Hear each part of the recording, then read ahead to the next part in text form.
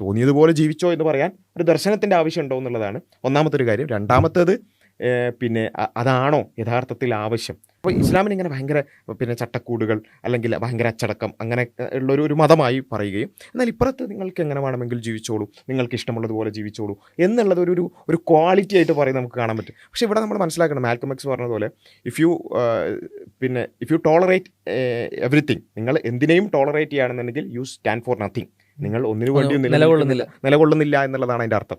അപ്പോൾ എല്ലാത്തിനെയും ടോളറേറ്റ് ചെയ്യുക എന്ന് വെച്ചാൽ തിന്മകളെയും ടോളറേറ്റ് ചെയ്യുക എന്നുള്ളത് ഒരിക്കലും ഒരു ക്വാളിറ്റി അല്ല. എന്തിലേക്കും പോകാനുള്ള ഒരു വിശാലമായിട്ടുള്ളൊരു ഓപ്പർച്യൂണിറ്റി കൊടുക്കുന്ന ഒരു ദർശനമാണോ ശരിക്കും ഇത്തരം പരിമിതികളുള്ള മനുഷ്യന് വേണ്ടത്? അതോ വ്യക്തമായ ഗൈഡൻസ് ഉള്ള, വ്യക്തമായ നിർദ്ദേശങ്ങളുള്ള ഒരു കമാൻഡ്, ഒരു മതമാണോ വേണ്ടത്? നമുക്ക് വളരെ വ്യക്തമായിട്ട് മനസ്സിലാക്കാൻ പറ്റും, വ്യക്തമായ നിർദ്ദേശങ്ങളും കമാൻഡുള്ള മതമാണ് മനുഷ്യന് ആവശ്യം. ശരിയിൽ ഒരുപാട് ഓപ്ഷൻസ് ഉള്ള ഒരുപാട് വിഷയങ്ങളുണ്ടാവും, എല്ലാം ശരിയാണ്, ഒരുപാട് വിഷയങ്ങളുണ്ടാവും. അതിനപ്പുറം ഒരു ശരി മാത്രമേ ചില വിഷയങ്ങളുള്ളൂ എന്ന സ്ഥലങ്ങളുണ്ട്. അതൊരു 100 ഓപ്ഷൻസ് ഉണ്ട്, അതിൽ 99 തെറ്റാണ്. അത് പടച്ചോനറിയാം.